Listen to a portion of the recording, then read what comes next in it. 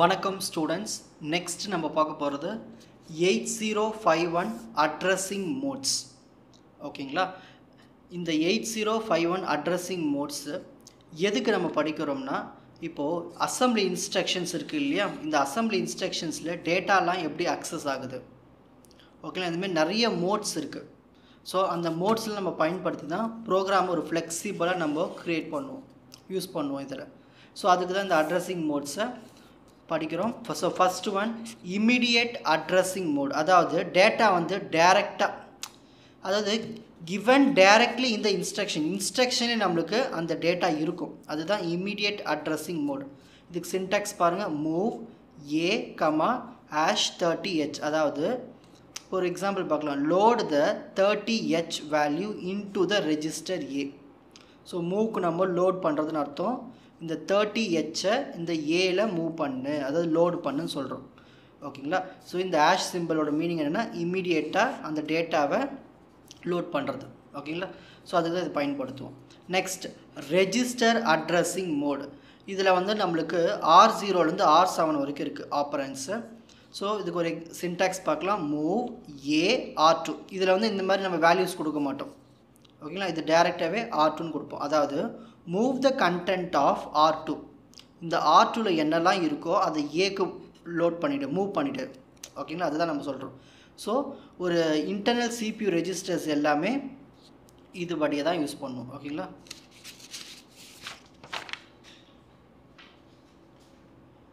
Next direct byte addressing mode. இந்த direct byte addressing mode என்னதுன்னா, நம்ம வந்து இந்த அக்சஸ் த டைரக்ட் மெமரி நம்ம ஈஸியாக டைரெக்டாகவே அக்சஸ் பண்ணிக்கலாம்.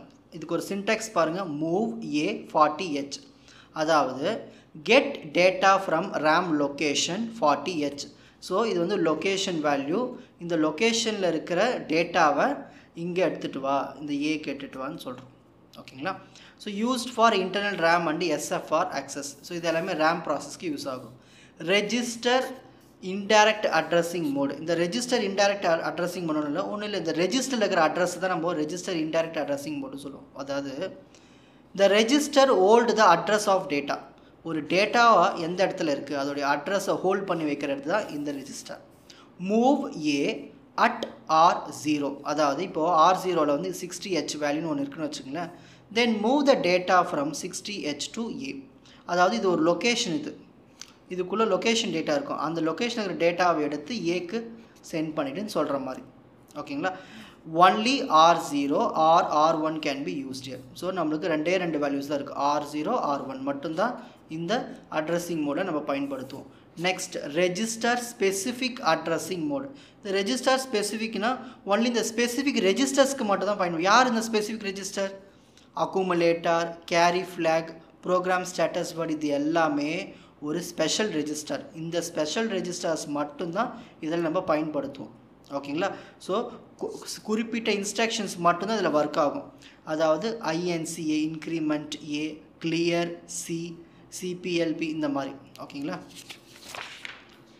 Indexed addressing mode. இந்த இண்டெக்ஸ்டு அட்ரஸிங் மோட் வந்து என்னதுன்னா, இந்த ரோம் இருக்குங்க இல்லையா, அந்த ரோமில் இருக்கிற மெமரி, அதாவது கோட் மெமரி, அந்த ரோம் மெமரியில் இருக்கிற அந்த கோடை அக்சஸ் பண்ணுவோம்.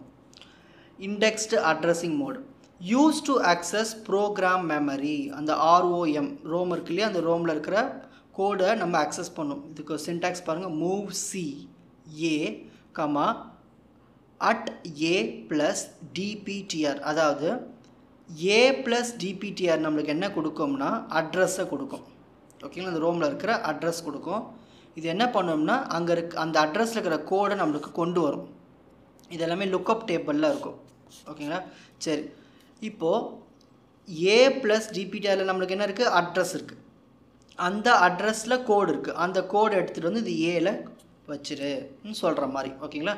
Next stack addressing mode. இது நம்ம எதுக்கு பயன்படுத்தணும், புஷ்ஷு, பாப்பு, கால், ரெட் இன்ஸ்ட்ரக்ஷன்ஸ் அதுக்கு தான். அதாவது ஒரு ஸ்டாக்லேருந்து டேட்டாவை கொண்டு வரத்துக்கு இல்லை எடுத்துகிட்டு போய் சேர்க்கறதுக்கு, அதுக்கு நம்ம யூஸ் பண்ணுறது வந்து ஸ்டாக் பாயிண்டரை யூஸ் பண்ணுவோம். So data is stored or retrieved from the stack. ஓகேங்களா? இப்போ எக்ஸாம்பிள் புஷ் 0x20. அப்போ அதாவது மீனிங் என்னன்னா, push the data from the address இந்த 20னா 20 அட்ரஸோட பேர் தான் இது.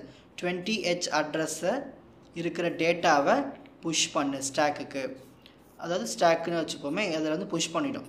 Next pop data into the 20H 0x20 பாப்னு போட்டோம்னா டேட்டா என்ன பண்ணோம், பாப் பண்ணோம், அதுலேருந்து வெளியே எடுத்துரும்.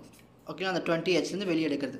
இது எல்லாமே இந்த ஸ்டாக் பாயிண்டர் ஆட்டோமேட்டிக்காகவே தேவைக்கேற்ப பண்ணிக்கும். இதுதான் வந்து அட்ரஸிங் மோட்ஸ் ஆஃப் 8051. உங்களுக்கு இந்த கண்டென்ட் ஈஸியாக புரிஞ்சிருக்கும்னு நினைக்கிறேன். வாட்ச் அதர் எபிசோட்ஸ் இன் த appropriate playlist. Fuji silver academy strength success directive. வணக்கம்.